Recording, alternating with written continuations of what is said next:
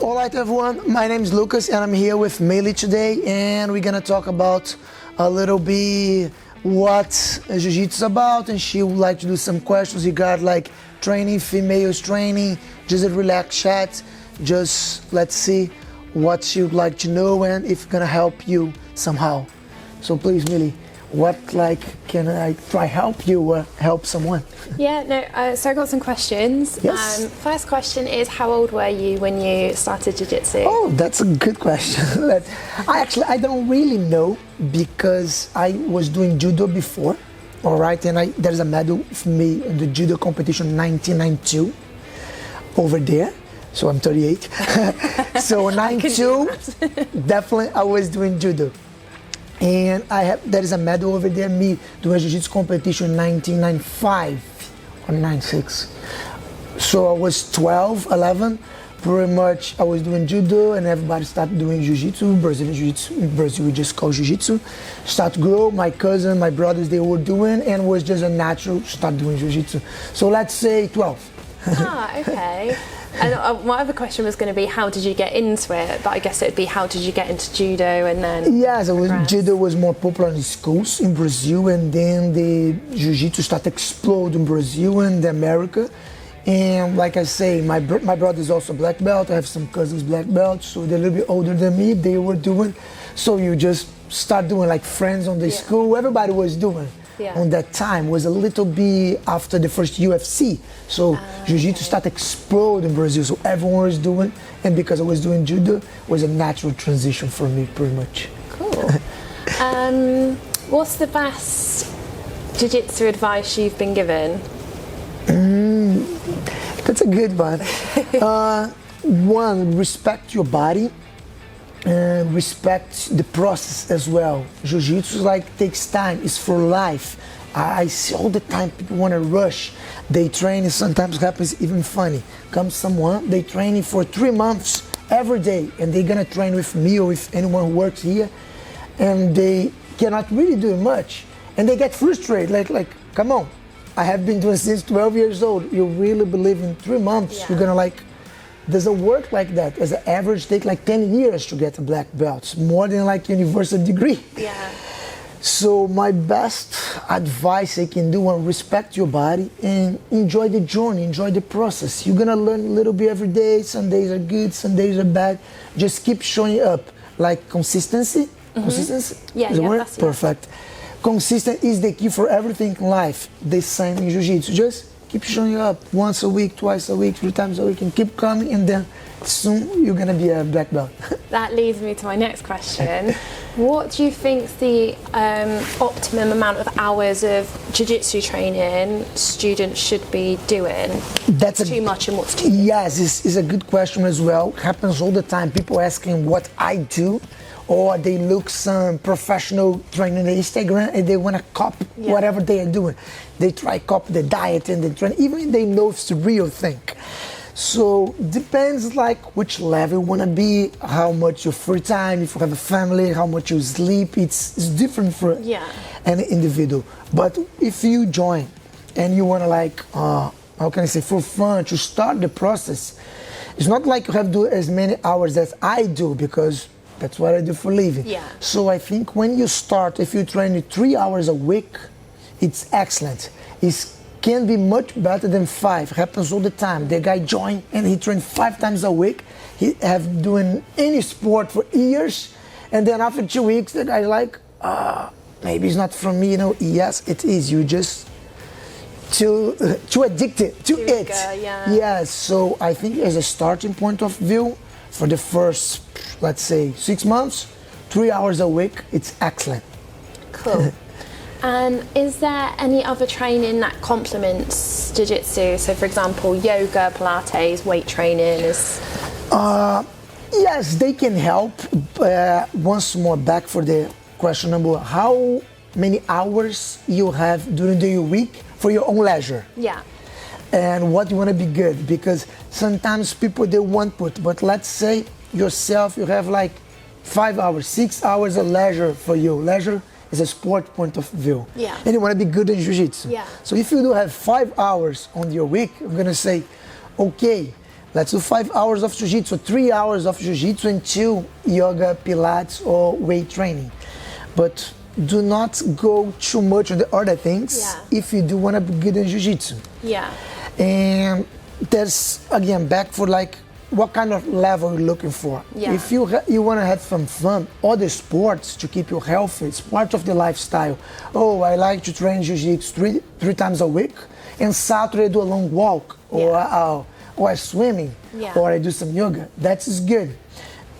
It's very individual. Yes, like myself, as I'm doing competitions, I do weight training as well. I lift some weights to help me to be a little bit stronger on the daily basis. But if I have to choose, 100% jiu-jitsu. If I have more than 5 hours a week, maybe I will pick yoga, pilates, or some weight training for sure. Even like a long walk or cycling in the weekends could be good as well as a healthy lifestyle, as a package. Yeah.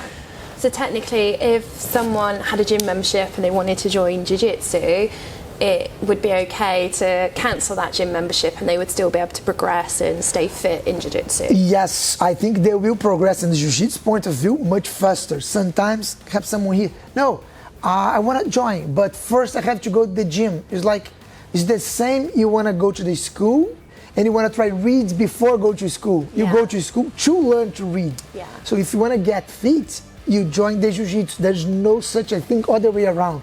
I will get fit to join Jiu-Jitsu. You join Jiu-Jitsu to get fit. Yeah. I saw people doing that mistake all the time. Oh no, I have to do something to join the Jiu-Jitsu. No, it's a beginner's class. It's for you get fit. And you know that, we have like many people here, a lot of people who join and start getting fit and start things. So if you want to do an activity, do that activity, nothing else. If you do have free time, maybe. But yes, I have a gym jiu-jitsu, yes, cancel the gym and do jiu-jitsu. If you have 3 hours a week, for example. Yeah, that makes sense. That's what I think. Cool. Do you prefer gi or no gi? Depends of the time of the year. Like most of the time I prefer gi. Yeah.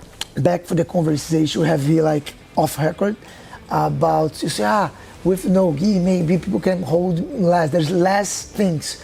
So because on the gi there is more things, it's a little bit more complex as a grip point of view. Yeah. Most of the time I like more the gi. But sometimes to compete as well, I do like the no gi as well. I like jiu-jitsu, and I see jiu-jitsu as one. I don't get it, this idea to split gi, no gi, or like a lot of like, self-defense. For me, jiu-jitsu is everything. I want to learn how to defend myself. I want to train with the gi. I want to train no gi. I want to be good in everything. That's pretty much what I think. If you are not in a very good shape, for sure the gi is better. Because the speed, the control, the no-gi end up be a little bit more physical. It's more physical. With the no-gi, with the gi, you can control better. Even if you're not the best shape in your life, you have a good grip, you have a control, so you can slow down the pace. So the technique will overtake the power. Without the gi, it's a little bit more complicated for overtake someone much bigger and stronger. Yeah, I think so. Do you think if you were to practice both, if students practice gi and no gi, that they complement one another and you can get better by doing both? Yes. The gi, like, the thing is with the gi, whatever you can do with the gi, you can do the no gi. So when you are training, like happens all the time, someone train just gi, and then take the jacket off and come for doing the no gi. The other way around doesn't really happen because, you hold me. So, but yes, the technical skills, can give you, open your vision a little bit, and yes, you're gonna get better in both. Because at the end of the day, for me, it's about being good in jiu-jitsu. Yeah. For new students, at what point do you recommend, or do you think it's good for students to start branching out of beginners class and go into other classes? Yes, we work here with like beginners, intermediate, and advanced. So first on the beginners class, to move away from it, you need at least 40 lessons. And I do recommend to start going from another class at least 80 lessons. What make you pretty much pass on the program at least twice. the 20 lessons program. So you're gonna start feel more comfortable with your joint, with your neck, with your body, the way to move is a different way to move. So if you wanna move the program, like 80 lessons is a good number for you start like put your toes in something a little bit further, let's say. Thank you. What's the biggest misconceptions people have about Jiu-Jitsu when they come here and they don't really know much about it? And oh, good, yeah, never thought about that. So number one, they will get hurt. Here is a Jiu-Jitsu school, they will not get hurt. Please, you can say that? No, you don't get hurt. You don't have to be fit. Yeah. You don't need like do any sports before. As a Jiu-Jitsu school, the beginner's class is exactly for that. Yeah. So nobody gonna be rude with you. It's the other way around. The idea is like change your life through this amazing martial arts, amazing sport. So you don't need nothing before. So I think people concerned about someone gonna like bully them or hurt them, not gonna happen. They are not fit enough, so that's the main reason. And maybe they are, I can't do that thing. Yes, they can. It's just about training. That's exactly what we do. Yeah. So the concern is exactly what they're looking for. So that's the challenge, make people come through the door and say, look, you'll be fine. Yeah, yeah, no, I agree with that. That's a challenge. What's one of the biggest mistakes you see when people start coming out of beginners classes and going into the intermediate sessions and they start sparring? What do you think the most common mistake you see students do? Number one, pressure themselves too much to performance. They want performance like that. I think that's the very common mistake. Another thing is try win. Anyway, apart to like, okay, enjoy the process, enjoy the learning things, they want to win and they pressure themselves too much and they go more than they should on that specific moment. Back from the first talk, it's about the journey. Yeah. Take your time.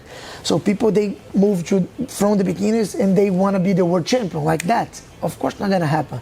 So respect your body, respect the process. Do not pressure yourself for nothing, just enjoy. I think that's the big mistake. I don't know, I think. Yeah. I think. Do you want to train a little bit and then we talk more? Yeah, sure. Okay, let's train a little bit. Boom.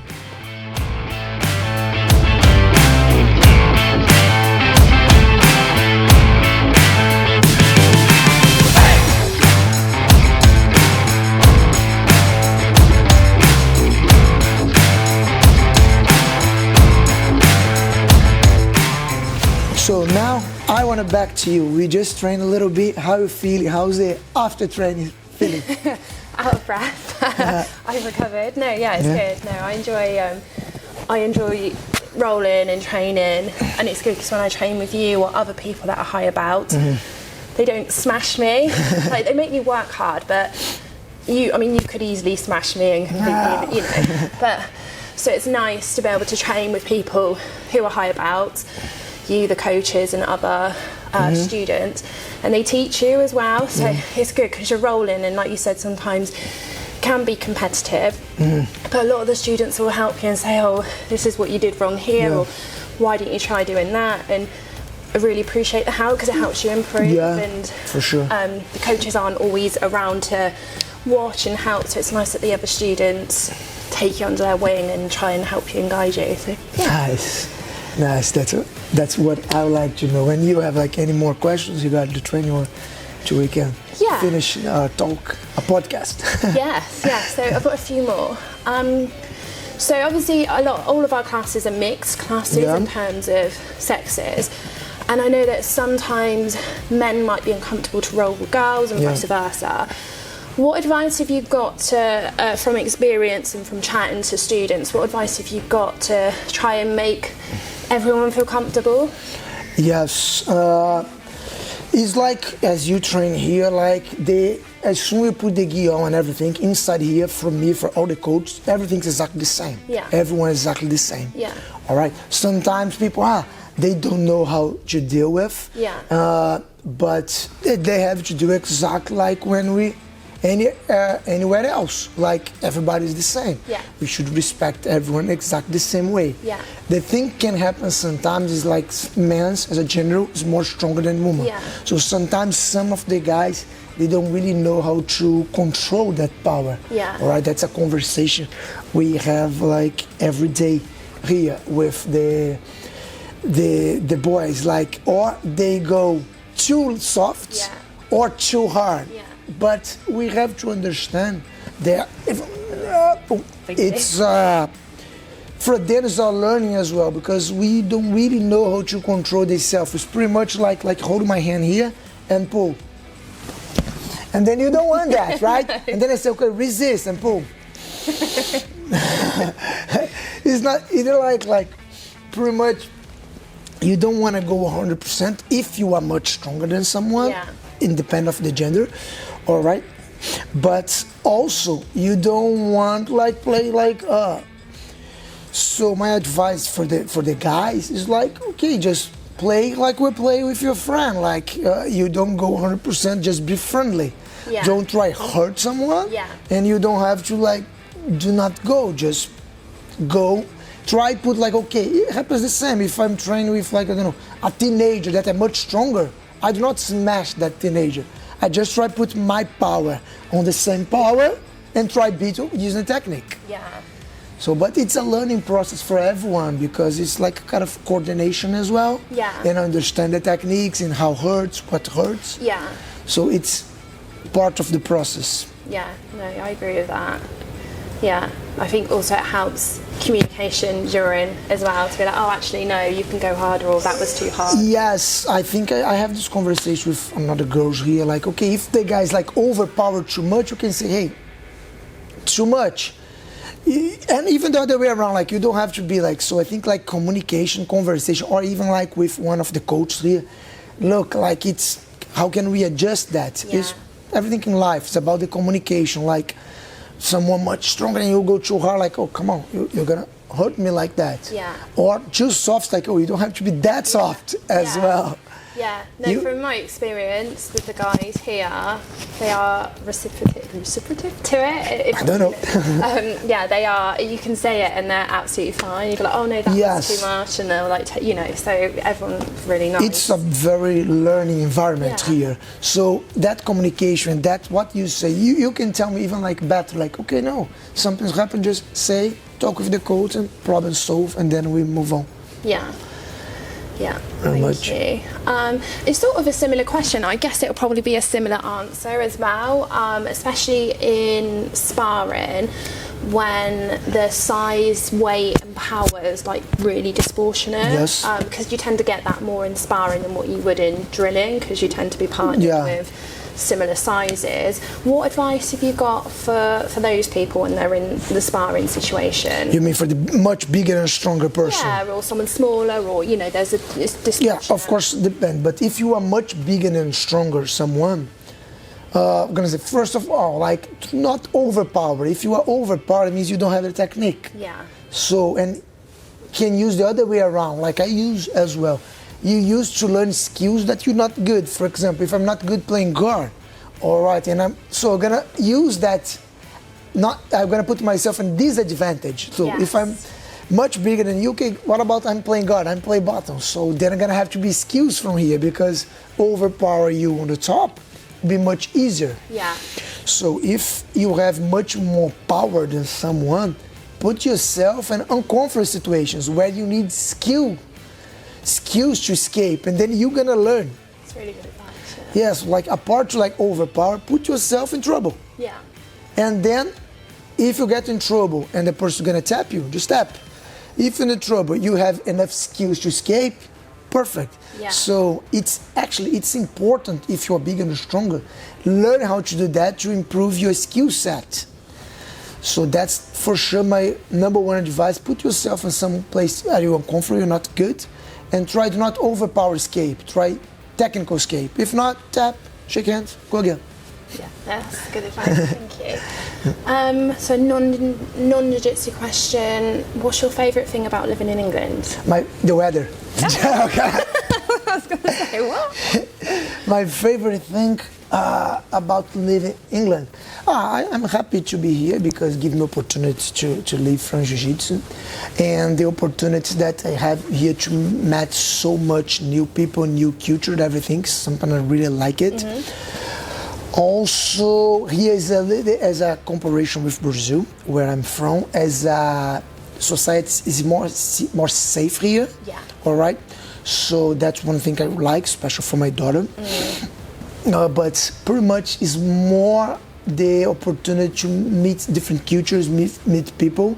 I'm here for 7 years now, and I still think the England, the UK as a general have more to give to me as a life experience. I'm a kind of like, I like the life, so I like to live things. So I'm still happy to go a different restaurant to a different town, and I'm still excited with that. What's like the different culture can give to me.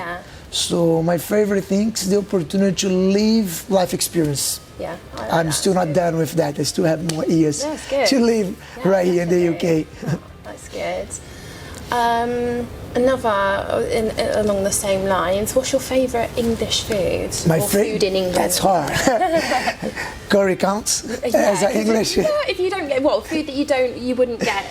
We don't really have curries in Brazil like here. So my favorite English food, if curry does count. It does count. Does count? Yeah. So curry. Food you can get Indian food. Yeah. But if we go like proper English. Do you like roast dinners? I do like roast dinners. Yes, I do like roast dinners. Something like a very English, special company Brazil, the baked beans that you guys. I do it. Baked beans. Baked beans. No, it's not my favorite thing, but it's very different the way we eat beans in Brazil. Is like sweet, and you guys eat in the morning. Yeah. So if you talk someone from Brazil, like that would be something like, are you kidding me? So it's something like, it's not my favorite, but like my daughter, she likes it, so I like beans I take it. Yes. With cheese. Not with toast, a little bit too much. Eggs is enough for me. Okay. But my daughter eats with everything. But I do like roasts, Sunday roasts. I like curry. Let's say, I like the tea, and I have this conversation many times here about the tea is not English. However, someone say, but who was the first one to put milk on? Once more, in Brazil, nobody mixes tea and milk. You guys don't know that, but I don't think anywhere else in the world people mix milk and tea, and it's good. Do you now take it with milk then? Yes, I do. So are you I learned here. More of a tea person than a coffee person? Coffee person. I'm a coffee person. Coffee person. Yeah. Coffee person, for sure. But curry, back for the question. And you know what's good here? The burgers as well. Yeah. The burgers are good here. Yes. The burgers, I like it. Curry. No, I agree. Yeah, it's some good food. We've got quite a lot of options. When I speak to you and other people that are from Brazil, and you look at all the options. Yes, my favorite thing about the English food is there's food for everywhere in the world. If you go around here, Old Town, you're gonna have like Thai, Indian, Spanish. I don't know, like just around here, you have like 3 different countries, Brazilian food. So my favorite thing about English is that I have opportunity to eat everywhere. It's like travel the world, doing like a food experience. Very true. But I like it. Cool. I think that is all of my questions. Perfect. Thank you very much once more.